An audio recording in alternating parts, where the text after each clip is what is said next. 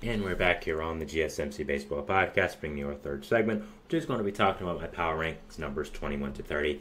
We just, of course, did numbers 1 to 10 and then 11 to 20 on the show.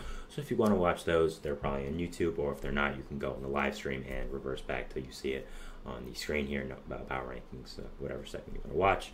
But before we go into now numbers 21 to 30, finishing off my Friday power rankings for this week, we'll ask you again to please like and follow the show. We did get a number of questions from viewers, so to ensure that your question does get read in the air, please use the link gsmcpodcast.net. It really does help the show, and it really does mean a lot, so thank you so much for that. And let's get back into the show for today.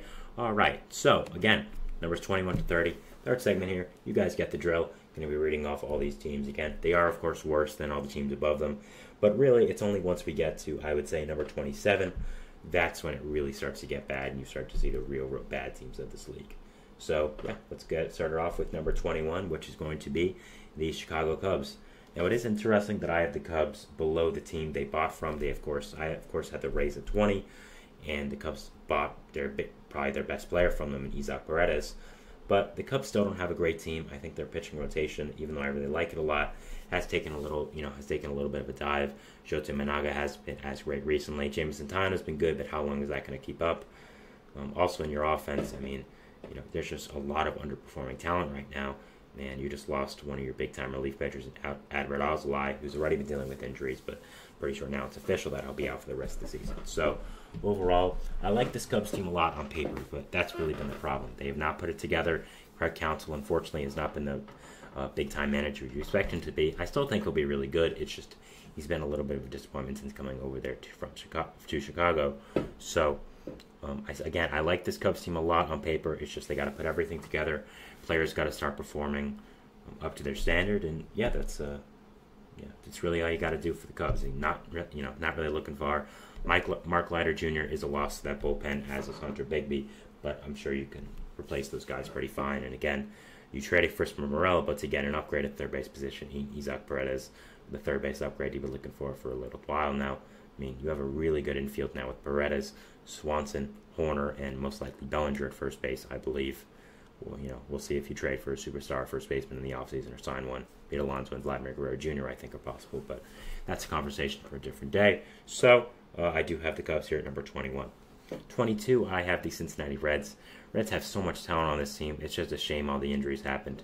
I think once Matt McClain was out it was announced that he would be out for most, if not all, of the year, and then Noelvi Marte got suspended for PEDs. It really was just going all downhill for you guys. It really wasn't, it really just made it clear that it wasn't your year, and that's just kind of unfortunate. Again, I think the Reds have a ton of talent, are one of the best young teams in this entire league, and the fact that all these injuries happened, and again, it just became clear that it wasn't going to be your year, really sucks, because also, Elly De La Cruz is finally playing up to the potential that we all expected of him, and it's really unfortunate that he's not going to be on a national stage, and people aren't going to really know how well he's doing, because the Reds aren't doing that well.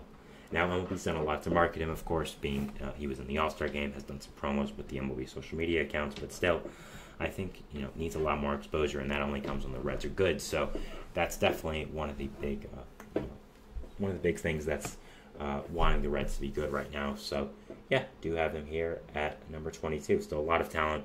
Still a really nice starting rotation with the top two of Dolo and Green. I'm sure Chase Burns will be up rather quickly. So, still do have them here at number 22. 23, I have the Detroit Tigers. Tigers, of course, traded Jack Flaherty, which is a big loss. But other than that, really no one else. Still have a great pitching staff in Derek Skubal, who is maybe the best pitcher in all of baseball. You also have Reese Olson back there, who's also solid. Jackson Jobe should be up relatively soon.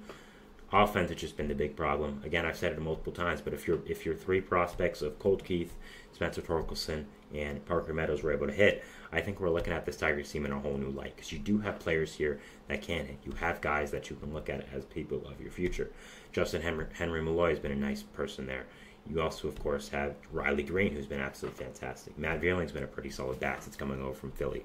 So there is a lot of pieces on this Tigers team. It's just there's not enough, and they have to put it together. And trading Flaherty now is only going to make your rotation worse for this year and the future as well. So it's going to be a very, very interesting team to watch for a little while.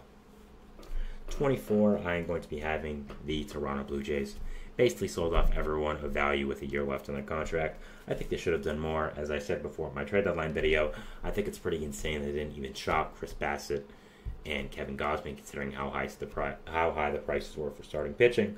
But I'm not in charge of them. So overall, still have a really nice core there with Vladdy, with Bo Bichette, who of course hasn't done great there, Dalton Varsho. But it's just about putting it together, about everyone playing up to their standards, and they just haven't done that. Again, I was a big proponent that the Blue Jays should blow it up, should sell off this team, should go into a deep rebuild, but they obviously disagreed for some reason and are now going to try to compete again next year. Good luck with that. Don't really think it's going to work. So I do have the Blue Jays here at number 24. Number 25, I'm going to be having the Washington Nationals. Nationals aren't a horrible team. It's just, again, as I've said multiple times now on the show, I think it's just not their year. I think going into next year, they'll be a genuinely very good team. You have James Wood for a full season. Dylan Cruz coming up. DJ Abrams will become a star. Can get one of the prospects you got back in the Lane Thomas trade. I think Jose Tena could probably be a starting third baseman next year. Juan Yep has been a nice surprise for you guys. Keeper Ruiz is solid at there at start as catcher. So overall, there are a lot of good pieces on this Nationals team. Have a really nice, good young rotation as well. But again, just looking towards next year right now, I think really next year is when all the guys are going to start to come up. Really, everyone is going to break out, and that's when I'm going to see that's really when I'm going to see all the different young national stars come up and play and really be in a full season. This is where it starts to get bad. Won't lie to you. 26, we have the Angels. Of course, Mike Trout is now out for the rest of the year, which of course is going to be my segment 5. But other than that, you still were never going to do that good. I don't know why you didn't trade off some of your rentals, though. I mean, why are Brandon Drury and Kevin Pillar still here? That makes no sense. Luis Rengifo and Tyler Anderson all should have probably been gone, so I don't know what they were doing at the deadline. The only thing that saved them was the insane return you got back for Carlos Estevez. But overall, Angels still are not good. Still do not have a lot of good players. This team is bad. End of story. We kind of know this already about the Angels. They're a really bad team, and I'm not going to spend too much time on them. 27, I'm going to be having the A's. A's should have blown it up more. Should have tried to trade Mason Miller. Should have tried to trade Brett Rooker. Didn't really do either. Got some good returns back for the guys you did trade, but I think should have done a little better. And this team is just absolutely awful. So I do have the A's here at number 27. Rockies 28. Why did you not trade Elias Diaz? Why did you not trade Cobb Wantrell? I went off on it yesterday. I don't have the energy to do it today, but yeah, this Rockies team is a mess. They do have some nice young players coming up. Ezekiel Tovar is on some insane hitting streak right now. Adele Amador is going to be a really nice player in the future. Brenton Doyle has become really solid. I think Charlie Condon should be on your starting roster next year. Ryan McMahon is obviously a star. So there are some pieces growing here for this Rockies team. Jordan Beck is here as well. There are some pieces starting to, become prevalent for this Rockies team, but still should have done more at the deadline. And yeah, I think that's just really it. Now, finally, the two worst teams in baseball. We all know who they are, but what order will I have them in? 29, I'm going to be having the Chicago White Sox. Yes, not the Marlins. The Marlins are the worst team in baseball. I'll explain why. But the White Sox are just absolutely awful. Traded basically everyone who's good. Didn't create Crochet or Robert, which makes sense because no teams were very interested in Robert because his price was too high, and then Crochet made those demands about his contract extension of playing in the playoffs. So all teams were kind of scared off by that, so they didn't get traded. But still, overall, this White Sox team is absolutely awful. They're going into a deep, deep rebuild, and yeah. 30 is the Marlins. The Marlins are the worst team in baseball. Every single person who is good in this team is gone, as they should have done, by the way. That was the right decision. More teams should learn from that, to go all in on a certain decision. Whether you're buying, whether you're selling, go all in. Especially for a team like the Marlins, who are just so awful. No good players in this team really anymore.